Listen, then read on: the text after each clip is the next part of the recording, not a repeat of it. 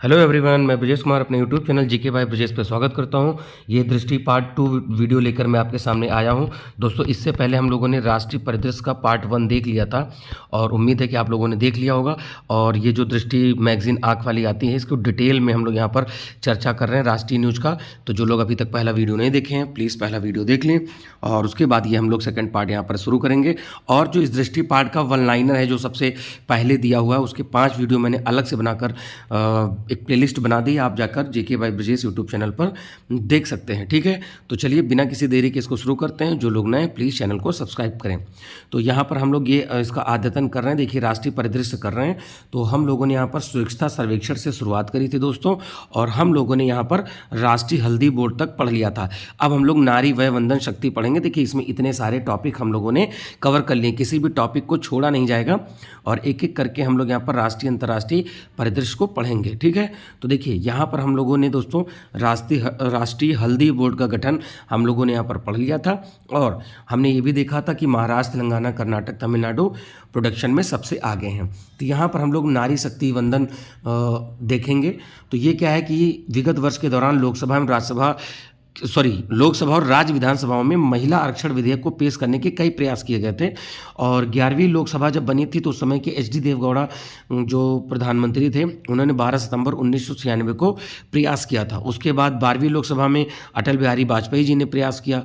ठीक है, 13वीं में किया। तो बस यहाँ पर हमें ये समझना है कि कई बार प्रयास होता रहा और फाइनली जाके अब यहाँ पर बन गया है। तो हम लोग यहाँ पर देख रहे हैं 19 सितंबर 23 को महिला आरक्षण विधेयक संविधान संशोधन 128वां विधेयक यहाँ पर पेश किया गया। अब यहाँ पर ध्यान रखिएगा, 128वां विधेयक है। अगर एक्ट की बात करेंगे दोस्तों तो ये यहाँ पर 106 नंबर का आ जाएगा।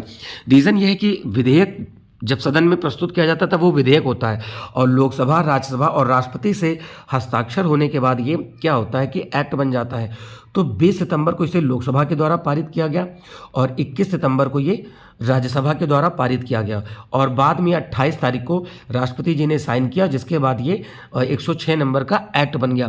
तो अब देखते हैं इसमें क्या क्या प्रावधान किए गए। और ये याद रखिएगा कि ये संसद के विशेष सत्र के दौरान किया गया। ठीक है, और इसमें क्या है कि इस कानून को अनौपचारिक रूप से नारी शक्ति वंदन नाम दिया था पहले, और बाद में इसको देखिए लोकसभा में 445 सदस्यों ने मतदान किया, जबकि 2 सदस्यों ने इसके विरोध में दिया। और विरोध में किन्होंने दिया तो देखिए जो AIM MIM के जो कह सकते हो, जो आप इनको असदुद्दीन अवैसी हैं, इन्होंने, और सैयद इम्तियाज़ जलील, इन लोगों ने यहाँ पर क्या किया, इस विधेयक का विरोध किया, जबकि राज्यसभा में ये सर्वसम्मति से ये पारित हो गया। अब क्या है कि जो नई संसद भवन है वहाँ पर ये पारित किया गया पहला विधेयक है। आपको भी पता है कि नई संसद बन चुकी है जिसका आकार त्रिभुजाकार है। ठीक है, तो ये हम लोग को याद रखना है। और इस विधेयक से क्या होगा कि विधायिकाओं में महिलाओं की न्यूनतम भागीदारी कितनी है, 33% है, यानी कि हम लोग 1/3 कर देंगे। ठीक है, तो यहाँ पर देखते हैं, इस अधिनियम से लोकसभा और राज्य विधानसभाओं में और राष्ट्रीय राजधानी क्षेत्र दिल्ली की विधानसभा में महिलाओं की कुल सीटों का 1/3 फिर आरक्षित करने का प्रावधान किया गया। यानी जितनी विधानसभा और लोकसभा की सीट है उस पर 1/3 पे क्या होगा कि महिलाओं की सीट आरक्षित रहेंगी। अब ये 2026 से लागू होगा, ये भी याद रखिएगा, क्योंकि जो 2024 में अब इलेक्शन होगा उसमें ये उस तब से नहीं होगा। ठीक है, तो देखिए और इम्पॉर्टेंट इसके फैक्ट देख लेते हैं। अब 106 विधेयक अधिनियम जो है, इसके माध्यम से 239 AA में संशोधन किया गया, और नए अनुच्छेद कौन से हैं, 330A, 332A, 334A। ये हम लोगों को याद करना हो सकता है कि कैटेगरी बनी दी जाए, तो इसमें 31 नहीं है, देखिए 30, 32, 34, 2 के गैप पे, और A सबके साथ जुड़ा हुआ है। ठीक, इसके बाद 330A में देखिए क्या किया गया है कि लोकसभा में अनुसूचित जाति और जनजाति आरक्षित सीटों में 1/3 सीट महिलाओं के लिए होंगी। ठीक है दोस्तों, इसके बाद प्रत्यक्ष निर्वाचन में भरी जाने वाली 1/3 सीटें जो हैं मतलब SC ST को मिलाकर महिलाओं के लिए आरक्षित रहेंगी। 332 में देखिए ये किसके लिए था, यहाँ पर ये लोकसभा के लिए था, 330A। ठीक है, अब 332 में देखिए क्या है, प्रत्येक राज्य की विधानसभा में महिलाओं की सीट को आरक्षित किया गया, और जो 334A से महिलाओं की सीटों को आरक्षण को लागू करने की शर्तों को स्पष्ट किया गया है। तो हम लोग को दोस्तों ये बात याद रखनी है, नारी शक्ति वय वंदन योजना, ये आपको ये जो अधिनियम है ये अब आपके सामने आ चुका है, 106 नंबर का है। ठीक है, और ये परसीमन के बाद ही प्रभावी होंगे। परसीमन 2006 जो किया जाएगा, ठीक है, सॉरी 2026, उसके अनुसार यहाँ पर 2026 से लागू होने की उम्मीद है, ये हमें याद रखना है, ठीक है। और ये जो प्रावधान है लोकसभा, राज्य विधानसभा और दिल्ली के लिए अगले 15 वर्ष के लिए प्रावधान है। बाद में संसद इस कानून को बढ़ा सकती है। ये स्टेटमेंट में लिख के आ सकता है क्या ये हमेशा के लिए मान्य है, तो ऐसा नहीं है। आयुष्मान भव अभियान, तो देखिए आयुष्मान भव भारत सरकार की एक प्रमुख योजना है, जिससे क्या है कि सार्वभौमिक स्वास्थ्य कवरेज के दृष्टिकोण से प्राप्त करने के उद्देश्य से राष्ट्रीय स्वास्थ्य नीति 2017 की सिफारिशों के लिए लॉन्च किया गया था। अब देखिए जो सस्टेनेबल डेवलपमेंट गोल है उसमें 3rd नंबर पे स्वास्थ्य आता है, तो स्वास्थ्य और कल्याण की बात हो रही है, ठीक है। तो यहाँ पर भारत में 4 स्तंभ क्या क्या चीज़ हैं, स्वास्थ्य एवं कल्याण केंद्र यहाँ पर बनेंगे। अगला देखते हैं दोस्तों, यहाँ पर जो फिर स्मरण योग्य तथ्य हैं वो हम लोग पढ़ेंगे। देखिए प्रधानमंत्री जन आरोग्य, प्रधानमंत्री आयुष्मान भारत अवसंरचना मिशन और प्रधानमंत्री आयुष्मान भारत डिजिटल मिशन। अब देखिए यहाँ पर क्या है कि इसको ये जो आयुष्मान भव योजना की शुरुआत है राष्ट्रपति द्रौपदी मुर्मू जी ने गांधीनगर गुजरात से वर्चुअल माध्यम से प्रारंभ की आयुष्मान भव अभियान, ठीक है दोस्तों। यहाँ पर थोड़ा ब्लर आया है, आगे PDF सही मिलेगी आपको, ठीक है। यह भूतपूर्व पहल ये आयुष्मान भारत कार्यक्रम की सफलता पर आधारित है। आयुष्मान भारत 2017 में स्वास्थ्य स्कीम शुरू की गई थी, ये आयुष्मान भव योजना है, ये याद रखना। और इसको केंद्रीय स्वास्थ्य एवं परिवार कल्याण मंत्रालय के द्वारा प्रारंभ किया गया है और ये एक राष्ट्रव्यापी पहल है। इसका उद्देश्य है कि प्रत्येक गांव और शहर तक स्वास्थ्य सेवाओं को कवरेज देना है। तो यहाँ पर हमने इंपॉर्टेंट पॉइंट बता दिया है, 3 घटक क्या क्या हैं, आयुष्मान आपके द्वार 3.0, आयुष्मान मेला और आयुष्मान सभा, ये 3 चीज़ें यहाँ पर हमें याद रखना है। अगला है आरोग्य मंथन 2023। वर्ष 2023 में राष्ट्रीय स्वास्थ्य प्राधिकरण की 2 प्रमुख योजनाओं ने एक महत्वपूर्ण पड़ाव को प्राप्त किया। 23 सितंबर 2023 को आयुष्मान भारत प्रधानमंत्री जन आरोग्य योजना के 5 वर्ष पूर्ण हो गए, ठीक है, ये याद रखिएगा। तो जो भी स्कीम चली है यहाँ पर आपको मैंने बता दिया है और आगे हम लोग अगले टॉपिक को कवर करेंगे। मिथुन को, ये जो एक पशु है मिथुन को क्या किया गया है कि खाद्य पशु का दर्जा दिया गया है, ठीक है। अब देखिए मिथुन का वैज्ञानिक नाम है बॉस फ्रंटेलिस, ठीक है। यह प्रायः पर्वतीय पशु के रूप में जाना जाता है और ये बोविडे परिवार का सदस्य है। तो हमें ये इतना याद रखना है, क्लियर। यह भैंसों से दूरस्थ संबंधी है, ठीक है। और ऐसी अवधारणा है कि जंगली गौर जो होता है वो पालतू पशु है, क्लियर। और ये जो मिथुन है सबसे ज़्यादा भारत में उत्तर पूर्वी राज्यों में पाया जाता है और अरुणाचल प्रदेश में मिथुन की संख्या ज़्यादा है, ठीक है। तो वो मिथुन नहीं है जो आप समझ रहे होंगे, ये जानवर की बात कर रहे हैं, ठीक है। चलिए आगे देखते हैं। तो यहाँ पर क्या है कि जहाँ जहाँ पर देखिए मिथुन कहाँ है, अरुणाचल प्रदेश, नागालैंड, मणिपुर, मिजोरम और उष्ण वर्षावन ट्रॉपिकल रेन फॉरेस्ट में। और इनकी जो जनगणना हुई थी 2019 में, उसके हिसाब से 3.8 लाख है। अब देखिए इसको जो खाद्य पशु का दर्जा दिया गया है food safety and standard authority of India के द्वारा खाद्य पशु के रूप में दिया गया है। और राष्ट्रीय मिथुन अनुसंधान केंद्र ने प्रत्येक वर्ष 1 सितंबर को मिथुन दिवस मनाने की घोषणा की है, ठीक है। अभी एक्टिंग में उसमें एक्टिंग वाले व्यक्ति का नाम आ जाएगा तो आप कहोगे कि सर हो सकता है यही हो, तो हमें ऑप्शन को ध्यान देना है कि क्या चीज़ पूछी जा रही है, ठीक है। मिलते जुलते नाम होते हैं तो कन्फ्यूज़न होना स्वाभाविक है। मिथुन के मांस का नामकरण विशी के रूप में करने की घोषणा की है, विशी कहा जाएगा, ठीक है। तो जैसे चिकन आप जानते हो, मुर्गे का, मटन आई थिंक जो बकरे वगैरह का होता है, और बीफ जो गाय वगैरह का कहा जाता है, तो पोर्क जो होता है वो सुअर का होता है। इस तरीके से कुछ नाम हैं जो चर्चित रहते हैं, क्योंकि अभी इसको देखते वक्त मैंने थोड़ा सा देखा गूगल पर, तब जाके मुझे पता हुआ, ठीक है। और मिथुन को घरेलू पशु विविधता सूचना प्रणाली के डाटाबेस में शामिल किया गया, ठीक है, ये हमें याद रखना है। चलिए, और ये जो राष्ट्रीय मिथुन अनुसंधान केंद्र है 1988 में नागालैंड में किया गया था। अगला है सांची को भारत का पहला सौर शहर के रूप में क्या है घोषित किया गया है। तो सांची MP के रायसेन जिले में है, ठीक है। यहाँ पर बौद्ध विहार, बौद्ध चैत्य के रूप में काफ़ी प्रसिद्ध रहा है क्षेत्र, ठीक है। तो हम लोग यहाँ पर देखेंगे किसके बारे में, हम लोग पढ़ रहे हैं सांची के बारे में। तो देखिए अब यहाँ पर जो है सांची स्तूप के लिए प्रसिद्ध है, द ग्रेट स्तूप के नाम से भी जानते हैं, और ये सम्राट अशोक ने 3वीं शताब्दी ईसा पूर्व में निर्माण कराया था। अब हमें जो इसमें याद रखना है कि जो सांची है भारत के प्रथम सौर इंडियाज फर्स्ट सोलर सिटी के रूप में इसको घोषित किया गया है, और सांची को शुद्ध शून्य यानी नेट जीरो कार्बन इमिशन शहर बनाने के लिए एमपी सरकार ने नवीकरणीय ऊर्जा विभाग और आईटी कानपुर के मध्य समझौता किया है। ठीक है, तो देखिए जो भी एक होते हैं कन्वेंशनल सोर्स ऑफ एनर्जी और नॉन कन्वेंशनल जो होते हैं कोयला, पेट्रोल, डीजल, जो कि रिन्यू नहीं हो सकते, नॉन रिन्यूएबल होते हैं, और नॉन कन्वेंशनल को हम रिन्यू कर सकते हैं, जैसे आपकी सोलर हुआ, हाइड्रो हुआ, विंड हुआ, जियोथर्मल हुआ, ये चीज़ है। ठीक है, चलिए, तो यहाँ पर सांची के निकट नगौरी में 3 मेगावाट की क्षमता की सौर परियोजना की स्थापना की जाएगी। तो बस हमें ये याद रखना है कि पहला बना है। इससे पहले जो एक कह सकते हो कि डेवलपमेंट हो चुका है, मोढेरा को 24/7 ऊर्जा संचालित गांव कब बनाया गया था? 9 से 11 अक्टूबर 2022 को। और मोढेरा भारत का पहला 24 घंटे ऊर्जा संचालित करने वाला गांव घोषित किया गया था। ठीक है, और यहाँ पर क्या है कि भू आधारित 6 मेगावाट की सौर ऊर्जा संयंत्र यहाँ पर स्थापित था। ठीक है, तो मोढेरा एक सूर्यग्राम परियोजना के तहत किया गया था, और हमें ये याद रखना है।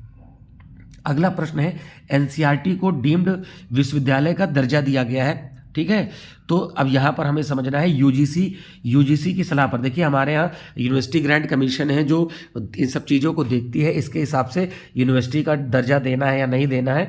और ऐसे संस्थान जिन्हें डीम्ड विश्वविद्यालय का दर्जा प्रदान किया जाता है, ऐसे यहाँ पर देखिए डिटेल बता देते हैं। डीम्ड विश्वविद्यालय की बात चल रही है दोस्तों। ऐसे विश्वविद्यालय के एक समान एकेडमिक दर्जा और विशेषाधिकार प्राप्त करते हैं, और उनके विशेषीकृत क्षेत्रों में एकेडमिक गतिविधियों को सुदृढ़ करने हेतु प्रोत्साहित किया जाता है। अब यहाँ पर देखिए पहली बात तो हमें पता चल गया, एनसीईआरटी को डीम्ड यूनिवर्सिटी। अब सीधे पूछा जाएगा, क्योंकि जो आपके टॉपिक हैं दोस्तों उसी से आप प्रश्न बन सकते हैं सीधे कि हाल फिलहाल में किसको दर्जा दिया गया डीम्ड यूनिवर्सिटी को, एनसीईआरटी को, सीबीएसई को, या कुछ और ऐसे दे सकते हैं। तो आपको यहाँ पर याद रखना है। ठीक है, एनसीईआरटी का पूरा नाम भी याद रखिएगा, national council of educational research and training. ठीक है, और इसको डी नोवो की श्रेणी में दिया गया है। अब क्या है डिनोवो? क्या है डिनोवो? ऐसे संस्थान होते हैं जो ज्ञान के विशिष्ट एवं उभरते हुए क्षेत्र में शिक्षण अनुसंधान पर केंद्रित होते हैं। ठीक है, जो रिसर्च पर, एजुकेशनल रिसर्च पर केंद्रित होते हैं, ये याद रखना है। अब स्वच्छ वायु सर्वेक्षण 2023 रिपोर्ट हम लोग देखते हैं, तो 2019 से ही ये रिपोर्ट जारी की जा रही है, और 2024 तक पार्टिकुलेट मैटर, जिसको हम PM10 और PM2.5 के स्तर में 20 से 30% कटौती करनी थी। अब यहाँ पर देखते हैं कौन कौन से शहर शामिल किए गए। नीले आकाश के लिए स्वच्छ वायु के लिए अंतर्राष्ट्रीय दिवस के अवसर पर स्वच्छ वायु सर्वेक्षण 2023 के परिणाम की घोषणा की गई है। तो आपको स्वच्छ वायु वाले सर्वेक्षण की बात हम कर रहे हैं, तो देखिए 1 से 10 लाख प्लस आबादी वाले में इंदौर, आगरा और ठाणे यानी MP, UP, महाराष्ट्र, ये 3 हैं जो सब क्या है कि एयर क्वालिटी इंडेक्स में यहाँ पर ठीक आए हैं। बाकी और हम लोग आगे देखेंगे कि और कौन कौन से शहर हैं जहाँ पर ऐसी चीज़ें हुई हैं। तो देखिए अब ये 10 लाख से ऊपर हो गए। 10 लाख से कम आबादी वाले में देखिए यहाँ पर अमरावती, मुरादाबाद और गुंटूर आपके सामने स्टेट लिखे हुए हैं, और है 3 लाख से कम वाले में परवाणु, कालाअंब और अंगुल, ये तीनों जगह है लिखिए, आप यहाँ पर देख सकते हैं। उत्तर प्रदेश में देखिए तो सबसे सही मिला है आगरा में, उसके बाद 11वें नंबर पे बनारस, 12वें पे गाजियाबाद, और ये जो लखनऊ है 24वें नंबर पे है, ये यहाँ पर याद रखिएगा। तो स्वच्छ वायु सर्वेक्षण में है, और अगर स्वच्छता के मामले में देखा जाए तो लखनऊ कहीं 44 नंबर पे आता है, तो दोनों में कंफ्यूज मत करिएगा, ये वायु का था और वो ओवरऑल स्वच्छता शहर वाला था। ठीक है, चलिए अगला देखते हैं यहाँ पर दोस्तों, भारत मंडपम को अंतर्राष्ट्रीय प्रदर्शनी का सह सम्मेलन केंद्र यहाँ पर बनाया गया। ठीक है दोस्तों, देखते हैं कलर चेंज कर लेते हैं थोड़ा सा, जिससे कि आपको भी यहाँ पर आसानी रहे। ठीक है, चलिए तो यहाँ पर देखते हैं, कलर थोड़ा सा चेंज करने की कोशिश कर रहा हूँ, अगर आप लोग को सही लगे तो यहाँ पर बताइएगा बिल्कुल, बाकी अगले वीडियो में इसको हम चेंज भी कर देंगे। तो देखिए सह सम्मेलन केंद्र है, देश में बैठक, देखिए जो भी मीटिंग्स होती है, जैसे G20 की बैठक भारत मंडपम में हुई, तो ये सेंटर बनाया गया है इंडिया में, तो ये कहाँ पर है? दिल्ली में प्रगति मैदान के पास है। ठीक है, तो ये हमें याद रखना है। अब यहाँ पर हम लोग देखते हैं क्या है। हाल ही में प्रधानमंत्री मोदी ने नई दिल्ली के स्थित प्रगति मैदान में यहाँ पर क्या है आईईसीसी परिसर का उद्घाटन किया, जिसको नाम दिया गया है भारत मंडपम कहा गया है। ठीक है, हम लोग अभी 34वें पेज नंबर पर पढ़ रहे हैं और इसको हम लोग 40 तक कवर करेंगे। तो यहाँ पर क्या है, इसका नाम भगवान बसवेश्वर के अनुभव मंडप के रूप में प्रेरित किया गया है। अब 12वीं सदी में भगवान बसवेश्वर के द्वारा कर्नाटक में सार्वजनिक समारोह के लिए स्थापित किया गया था और इसको माइक नाम दिया गया। माइक मतलब meeting, incentive, conference and exhibition. तो यहाँ पर देखिए, जैसे जब हम लोग वर्ल्ड लेवल के सबमिट कराते हैं तो वो कहाँ कराई जाए, तो ऐसे हम लोग के यहाँ भी संस्थाएं होनी चाहिए, क्योंकि भारत ग्लोबली बहुत विकास कर रहा है, तो तमाम तरह की इन फ्यूचर मीटिंग भी होंगी। तो हम लोग के पास ऐसे मीटिंग सेंटर या कन्वेंशन सेंटर होने चाहिए, ये याद रखिएगा। तो 2023 में G20 का शिखर सम्मेलन भी यहीं पर आयोजित किया गया था। विश्व की सबसे ऊंची नटराजन मूर्ति की बात करते हैं। नई दिल्ली स्थित भारत मंडपम में विश्व की सबसे ऊंची नटराज की मूर्ति, ठीक है। ये आपको पता है कि नटराज की जो मतलब भगवान शिव की नाचती हुई मुद्रा में ये मूर्ति है, वो क्या है कि आपको भी पता है कि ये हड़प्पा कालीन मूर्ति है जो मिली थी। अब ये स्वर्ण, रजत मतलब सिल्वर, सीसा, तांबा, टिन, पारा, लोहा, जस्ता इनसे निर्मित है। इस मूर्ति को तमिलनाडु के तंजावुर जिले स्थित स्वामी मलाई में राधा कृष्णन ने स्थापित किया। और क्या है कि इस मूर्ति का निर्माण लास्ट वैक्स कास्टिंग विधि के द्वारा किया गया है। ठीक है, तो ये हमने देखा भारत मंडपम, नई दिल्ली प्रगति मैदान, माइक नाम दिया गया है, मैंने वो भी बता दिया है, मीटिंग, इंसेंटिव, कॉन्फ्रेंस और ये सब। अगला है प्रधानमंत्री विश्वकर्मा योजना। तो ये क्या है, कारीगर और शिल्पकार भारतीय अर्थव्यवस्था के कार्यबल के एक महत्वपूर्ण हिस्सा है। ये ऐसे लोग हैं जो अपने हाथ और उपकरणों की सहायता से कार्य करते हैं और सेल्फ एम्प्लॉयड होते हैं। तो चलिए इनकी बात कर लेते हैं, कौन लोग हैं विश्वकर्मा के रूप में। देखिए, विश्वकर्मा पूजा भी होती है, जैसे लोहार, ठीक है, स्वर्णकार, देखिए I think iron Smith, gold Smith, कुम्हार, बढ़ाई और मूर्तिकार। ठीक है, बढ़ाई मतलब कारपेंटर, कुम्हार का मुझे इंग्लिश नाम नहीं पता है, अगर मुझे याद आएगा तो मैं बता दूंगा, अभी ध्यान नहीं आ रहा है। ठीक है, 17 सितंबर 2023 को नई दिल्ली में विश्वकर्मा की जयंती पर प्रधानमंत्री मोदी ने विश्वकर्मा योजना, कब, 17 सितंबर 2023 को विश्वकर्मा जयंती भी थी, और नरेंद्र मोदी ने 77वें स्वतंत्रता दिवस पर राष्ट्र के नाम पे संबोधन में विश्वकर्मा योजना की घोषणा करी थी। तो समझ में आ गया किसके लिए बात हो रही है। जो होते हैं कि हस्तकला में बहुत कह सकते हैं कि निपुण भी होते हैं, इन लोगों के लिए ये योजना है। पूर्णतः सेंट्रल गवर्नमेंट यानी भारत सरकार के द्वारा वित्त पोषित और 13,000 करोड़ रुपए का प्रावधान किया है। और इसमें जो नोडल मिनिस्ट्री है, MSME मिनिस्ट्री है, मतलब माइक्रो, मीडियम और क्या है, माइक्रो स्मॉल, ठीक है, मतलब MSME की बात हो रही है, तो इसको नोडल एजेंसी के रूप में नियुक्त किया गया है। और विश्वकर्मा योजना की जो टैगलाइन है, सम्मान, सामर्थ्य, यहाँ पर समृद्धि, ये चीज़ याद रखिएगा। चलिए आगे हम बढ़ते हैं। और इस योजना की अवधि 5 वर्ष है, 2023-24 से लेकर 2027-28 तक की ये रहेगी। अब देखिए, इसमें 18 व्यवसाय को शामिल किया गया, बढ़ाई, नाव निर्माता, अस्त्र निर्माता, लोहार। अब ये पूरा आप देख लीजिए दोस्तों, ये आपके सामने डिटेल है, आप 18 लोगों के देख सकते हैं। ठीक है, तो ये यहाँ पर पूरी डिटेल है, तो बस ये हमें याद रखना है। और इनको एक विश्वकर्मा ID कार्ड भी प्रदान किया जाएगा, एक प्रमाण पत्र दिया जाएगा। ठीक है, इन लोगों की पहचान बनेगी। ठीक है, और इनको रियायती ब्याज दर पर 5% की रियायती ब्याज दर पर 1 लाख रुपए तक और 2 लाख रुपए मतलब दूसरी किस्त तक की ऋण सहायता प्रदान की जाएगी। पहले 1 लाख, फिर दूसरी बार में फिर 1 लाख। ठीक है, चलिए आगे आते हैं अपने अगले टॉपिक पे। ठीक है, चलिए जो लोग नए हैं चैनल को सब्सक्राइब करें ताकि आपको और ये ऐसे वीडियो मिलते रहें। तो प्रथम ABDM माइक्रोसॉफ्ट क्या है, देखिए, आयुष्मान भारत डिजिटल मिशन 21 सितंबर 2023 को यहाँ पर शुभारंभ किया गया था और इनकी अध्यक्षता में 1600 करोड़ रुपए के बजट की आवंटन की योजना की गई है। तो देखिए यहाँ पर क्या तथ्य हैं वो हम लोग देखते हैं, जो सबसे इम्पॉर्टेंट है फैक्ट, यही तो हमें याद करना है क्योंकि यही आपके एग्जाम में पूछे जाने वाले हैं। 23 अगस्त 2023 को राष्ट्रीय स्वास्थ्य प्राधिकरण 100 माइक्रोसाइट्स परियोजना के तहत आइजोल मिजोरम में प्रथम ABDM माइक्रोसाइट्स को लॉन्च किया गया है। तो मिजोरम ABDM माइक्रोसाइट्स, ठीक है, तो भारत का पहला राज्य, अगर मैंने कहीं पर माइक्रोसॉफ्ट बोला है दोस्तों, जस्ट अवॉइड इट, माइक्रोसाइट है। ठीक है, तो यहाँ पर क्या है, मिजोरम के आइजोल में एबीडीएम माइक्रोसाइट को लागू करने वाले यूथ फॉर एक्शन को इंटरफेसिंग एजेंसी के रूप में यहाँ पर नियुक्त किया गया है।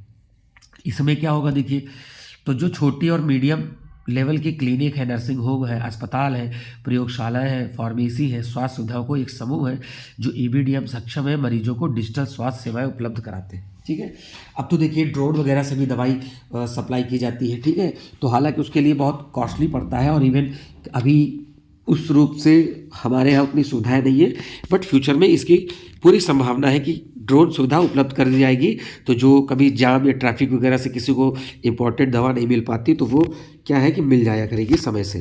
ठीक है दोस्तों, चलिए अगले टॉपिक की तरफ आते हैं। अगला टॉपिक यहाँ पर है इंडिया स्मार्ट सिटी अवार्ड प्रतियोगिता। तो देखिए स्मार्ट सिटी अवार्ड 2022 तो किसको मिला है, तो अब यहाँ पर हम लोग सबसे पहले नीचे देखेंगे तो इंदौर को भारत की सर्वश्रेष्ठ स्मार्ट सिटी घोषित किया। देखिए ये एयर क्वालिटी में, पोल्यूशन में, तो हर जगह पर ये फर्स्ट आ रही है, तो स्मार्ट सिटी में भी यहाँ पर फर्स्ट है। तो हमें याद करना है कौन कौन से शहर जीते हैं, इंदौर, सूरत और आगरा। देखिए एयर क्वालिटी में आगरा सेकंड नंबर पे था, एयर क्वालिटी में, किसमें, एयर क्वालिटी में, मैंने अभी बात बताई थी। ठीक है, और विजेता राज्य कौन कौन से हैं, तो इसमें स्मार्ट सिटी में एमपी, तमिलनाडु, राजस्थान और उत्तर प्रदेश। ठीक है, तो ये हम लोग को याद कर लेना है। चंडीगढ़ सर्वश्रेष्ठ केंद्र शासित प्रदेश जो है घोषित किया गया है। अमृत भारत स्टेशन योजना क्या है, तो अमृत भारत स्टेशन योजना क्या है कि रेलवे स्टेशन को हम आधुनिकीकरण करेंगे, यानी कि मॉडर्नाइजेशन। अब उसमें हो सकता है कि एक्सीलेटर वगैरह लगाए जाए, ये स्मार्ट बोर्ड वगैरह लगाए जाए, तो बहुत सारी चीज़ें हैं जहाँ पर स्टेशन पे सुविधाएं प्रदान की जाएंगी। तो अब देखिए यहाँ पर क्या चीज़ है कि 6 अगस्त 2023 को प्रधानमंत्री नरेंद्र मोदी ने अमृत भारत स्टेशन योजना के भाग के रूप में देश के 508 रेलवे स्टेशन के पुनर्विकास की आधारशिला यहाँ पर रखी है। तो क्या क्या किया गया भाई, 508 स्टेशन में 27 राज्य और केंद्र शासित प्रदेशों के शामिल है। देखिए यहाँ पर लिखा हुआ है नंबर। ठीक है, तो ये समझ में आ गया होगा, यानी हम स्टेशनों का आधुनिकीकरण करेंगे। अगला है राष्ट्रीय बहुआयामी गरीबी सूचकांक एक प्रगति समीक्षा 2023। ठीक है, देखेंगे भाई गरीबी सूचकांक में कौन सा राज्य कहाँ पर है। तो देखिए गरीबी में 3 चीज़ें देखी जाती हैं, स्वास्थ्य, शिक्षा और रहन सहन, लिविंग स्टैंडर्ड, यानी हेल्थ, एजुकेशन और लिविंग स्टैंडर्ड के आधार पर गरीबी का मापन किया जाता है। तो ये इंपॉर्टेंट है भाई, आपके लिए ये भी पूछा जा सकता है कि यहाँ पर कौन से आयाम है जिस पर पूछा जाता है। तो अब यहाँ पर देखते हैं 12 संकेत पर क्या क्या आधारित है। 17 जुलाई को नीति आयोग ने किया है। ठीक है, national institute for transforming India, ये बना था 2015 में, प्लानिंग कमीशन की जगह बना था हमारा नीति आयोग। और प्लानिंग कमीशन की ही तरह नीति आयोग के भी अध्यक्ष कौन होते हैं, प्रधानमंत्री होते हैं। ठीक है, तो ये दूसरा संस्करण है और प्रथम संस्करण में ये 2021 में लॉन्च किया गया था राष्ट्रीय बहुआयामी। अब देखिए इसमें देखते हैं कौन कौन राज्य गरीब है, तो थोड़ा सा यहाँ पर डिटेल देख लेंगे। चलिए यहाँ पर देखते हैं, सबसे पहला पॉइंट है तो यहाँ पर गरीबी से मुक्त कौन हुए हैं। अभी उत्तर प्रदेश नाम के उत्तर प्रदेश को भाई सबसे गरीब मत घोषित कर देना। ठीक है, खुद गरीब होना और पूरे प्रदेश को गरीब होना, कहना अलग अलग अंतर है दोस्तों। तो हम देखेंगे उत्तर प्रदेश से सबसे ज़्यादा कमी की गई है गरीब लोगों में। बिहार में 2.5 करोड़ और एमपी में 1.36 करोड़ लोग गरीबी रेखा से बाहर आए हैं। ठीक है, और ओवरऑल इंडिया में 9.89 परसेंट लोग क्या है गरीबी रेखा से नीचे आए हैं, ये हमें याद रखना है। ग्रामीण क्षेत्रों में 32.59 से घटकर 19.828 लोग गरीब लोग रह गए हैं, इतने परसेंट लोग। तो देखिए यहाँ पर हम बताते हैं सबसे ज़्यादा गरीब कहाँ मिलेंगे, बिहार, झारखंड, मेघालय और उत्तर प्रदेश। तो 2019 से 21 के बीच में देख लीजिए और 2015 से 16 के बीच में देख लीजिए कितना कितना कटौती हुआ है। ठीक है, चलिए आगे आते हैं। केरल, अब देखिए बहुआयामी गरीबी अगर जनसंख्या देखा जाए तो सबसे ज़्यादा बिहार हमने देख ही लिया है, तो सबसे कम कहाँ है, केरल में सबसे कम गरीब लोग रहते हैं। देखिए एजुकेशन भी वहाँ पर कितना है, अगर लिटरेसी देखा जाए तो 94% है केरल में। ठीक है, तो कहीं ना कहीं पर वो सेल्फ एम्प्लॉयड है या तो किसी न किसी जॉब में है, तो ये हमें देखना है।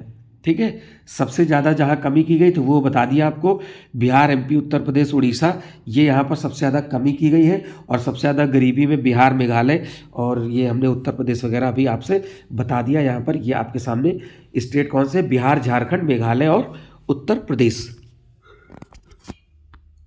अगला है दोस्तों वैभव फेलोशिप योजना। तो यहाँ पर देखो क्या है, प्रवासी और निवासी भारतीय शोधकर्ता और शिक्षाविद का एक आभासी सम्मेलन था। यानी जो माइग्रेट कर गए हैं या फिर जो निवासी शोधकर्ता हैं, इनके विषय में यहाँ पर बात की जा रही है। तो वैभव फेलोशिप योजना दी गई, इसकी शुरुआत केंद्रीय विज्ञान और प्रौद्योगिकी मंत्रालय के द्वारा यहाँ पर की गई है। ठीक है, चलिए आते हैं। ठीक है दोस्तों, अगर स्पीड कहीं पर ज़्यादा लग रही हो तो प्लीज़ आप कमेंट करें, आपके कमेंट का स्वागत है। और मैं कोशिश करूंगा कि धीरे धीरे जैसे ही स्वास्थ्य मेरा सही होगा मैं और अच्छे तरीके से इसको रिकॉर्ड करूंगा, क्योंकि अभी थोड़ा सा स्वास्थ्य इशू लेकर थोड़ा दोस्तों तकलीफ़ हो रही है।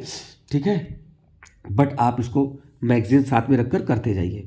तो वैभव कार्यक्रम क्या है, वैभव फेलोशिप कॉल 2023 की घोषणा है। फेलोशिप भारतीय मूल के उत्कृष्ट वैज्ञानिक प्रौद्योगिकीविद को प्रदान किया जाएगा। एनआरआई, ओसीआई, पीआईओ मतलब non residence in India, overseas citizens of India और person in origin India, person of Indian origin, ये करके लोग, ये इन लोगों को यहाँ पर एक फेलोशिप प्रदान की जाएगी ताकि वो आकर शिक्षा ग्रहण कर सकें। अभी किस क्षेत्र में कार्य करेंगे, क्वांटम में, एआई में, कंप्यूटेशनल विज्ञान, डाटा साइंस और कह सकते हो कि फोटोनिक्स, ऊर्जा, इलेक्ट्रॉनिक्स और संचार और प्रौद्योगिकी।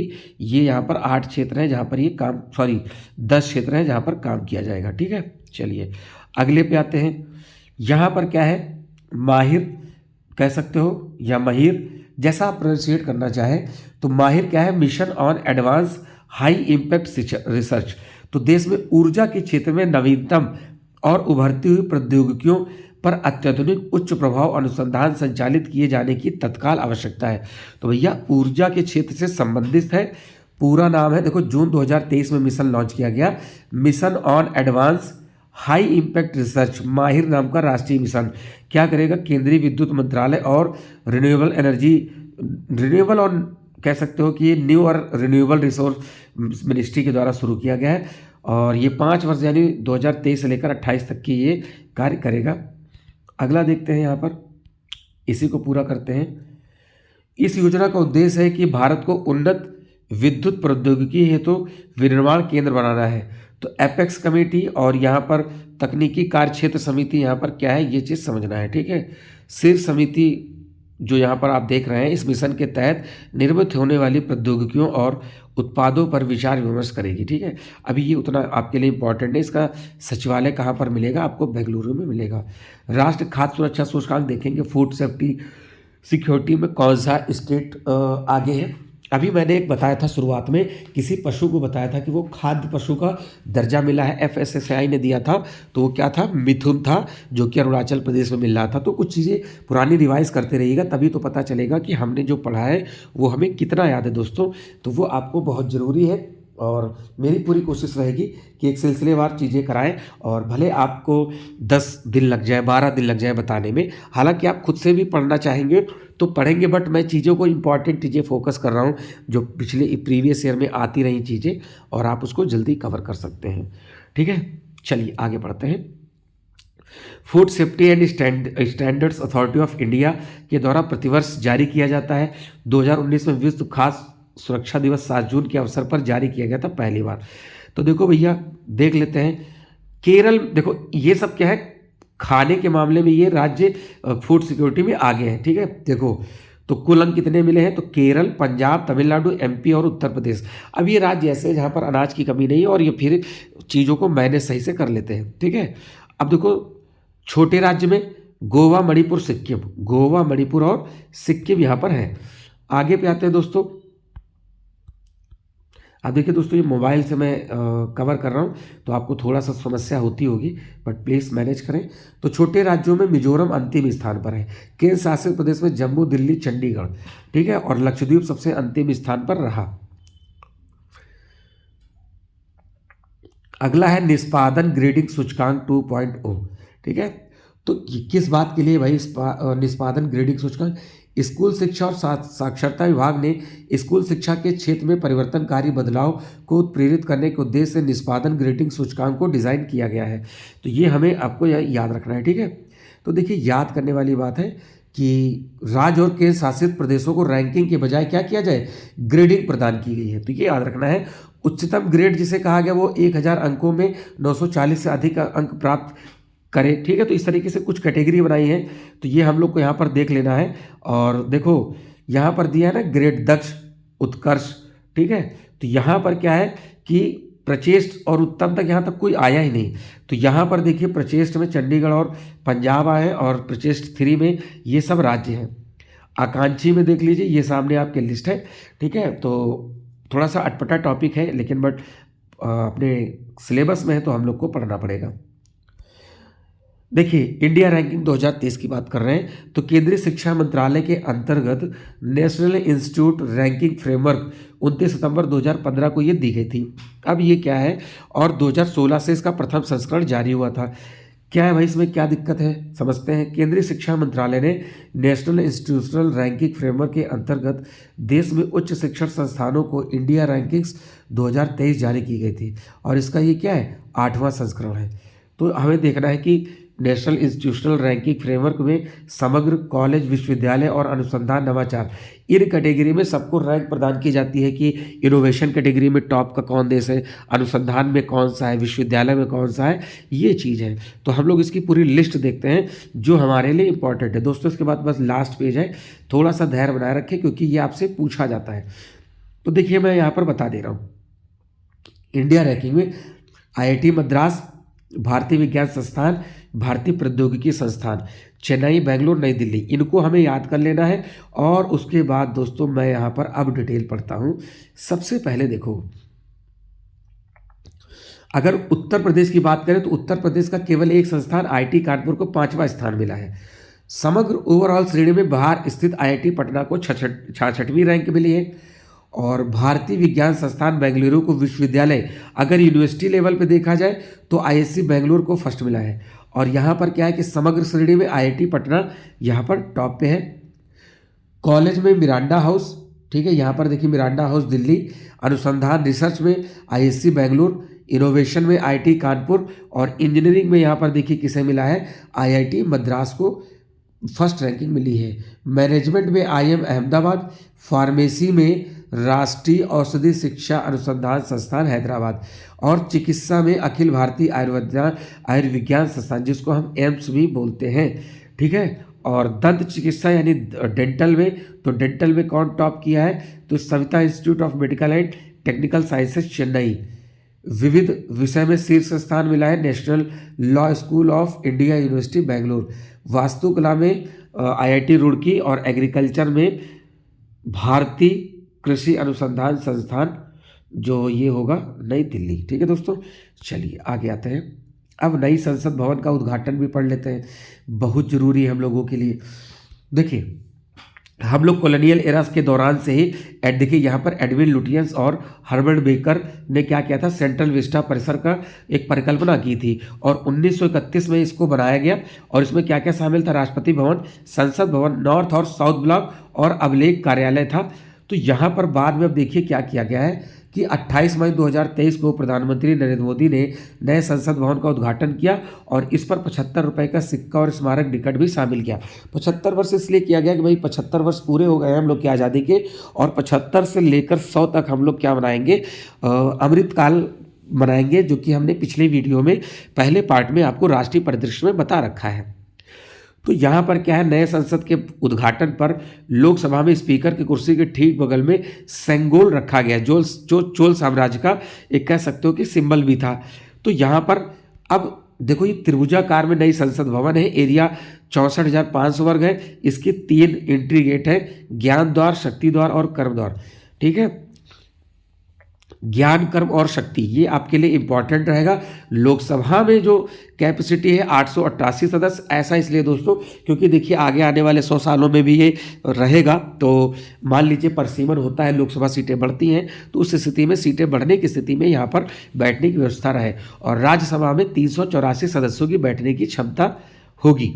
नए संसद भवन में लोकसभा का आंतरिक हिस्सा राष्ट्रीय पक्षी मोर पर आधारित है, और जबकि राज्यसभा का राष्ट्रीय पुष्प, देखो भैया, लोकसभा मोर पर आधारित और राज्यसभा पुष्प जो है राष्ट्रीय पुष्प कमल पर आधारित है। और नए संसद भवन के प्रांगण में राष्ट्रीय वृक्ष बरगद का पेड़ यहाँ पर स्थित है।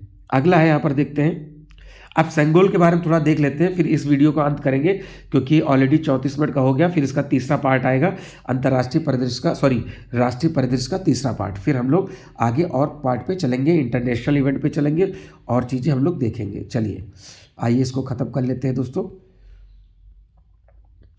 तो सेंगोल के बारे में देख लेते हैं, क्या सेंगोल की खासियत है।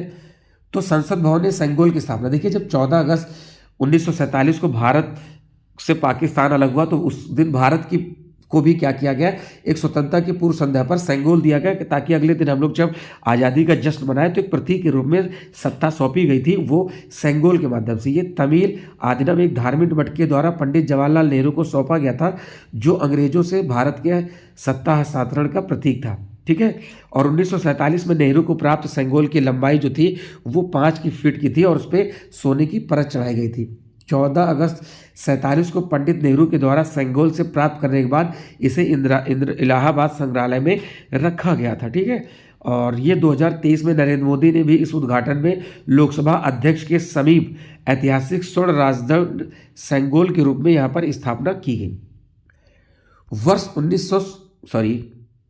वर्ष 1947 जो है यहाँ पर देख लेते हैं, थोड़ा सा जूम कर देते हैं। देखिए मोबाइल में थोड़ा सा इश्यू होता है क्योंकि मैं मोबाइल से इसको रिकॉर्ड कर रहा हूँ। 1947 में उसी सेंगोल को पीएम द्वारा नए संसद भवन में स्थापित किया गया था। सेंगोल के शीर्ष पर भगवान शिव के पवित्र बैल नंदी के नक्काशी के रूप में चित्रित किया गया और चोल राजाओं के शासन के दौरान महायोजकों के माध्यम से सेंगोल एक राजा से दूसरा राज्य को सौंपा जाता था, हमें ये भी याद रखना है, ठीक है। और सेंगोल की स्वीकृति जो उत्तरदायित्व के साथ शासन करने के अधिकार को प्रदर्शित करती है, ठीक है। तो हम लोगों के यहाँ पर देखिए ये चीज़ हो गई है और इसके बाद हम लोग का जब नया वीडियो आएगा तो हम लोग यहाँ से उड़ान 5 उड़े देश का आम नागरिक योजना है, फ्लाइट से संबंधित है, एविएशन से, तो इसको हम लोग नए वीडियो में करेंगे। और जो लोग नए हैं प्लीज़ चैनल को सब्सक्राइब करें और अपने दोस्तों में ज़्यादा से ज़्यादा शेयर करें। इसका ये पार्ट 2 है, ठीक है दोस्तों।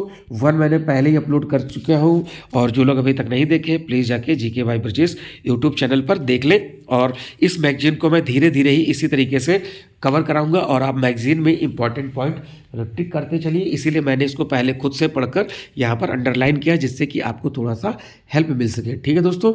और हम लोग मिलेंगे नए वीडियो में। और यहाँ पर आपको बताते चले कि जो स्टार्टिंग में वन लाइनर मैंने पढ़ाया दोस्तों, वन लाइनर जो इसी मैगजीन के शुरुआत में कम से कम 18 पेज में है, तो उसको मैंने 5 पार्ट में पार्ट 1, पार्ट 2, पार्ट 3 करके मैंने सब में कर दिया है। तो आप जाकर वहाँ पर उसको देख लीजिए क्योंकि किसी भी प्रकार से मैं नहीं चाहता कि आपका कोई पॉइंट छूटे और आप उसको कवर कर लीजिए। फिर ये डिटेल में हम लोग पढ़ रहे हैं, ये इसका दूसरा पार्ट है और हम लोग तीसरे पार्ट लेकर बहुत जल्द मिलेंगे, ठीक है दोस्तों। चलिए मिलते हैं नए वीडियो में, तब तक के लिए नमस्कार, थैंक यू, जय हिंद।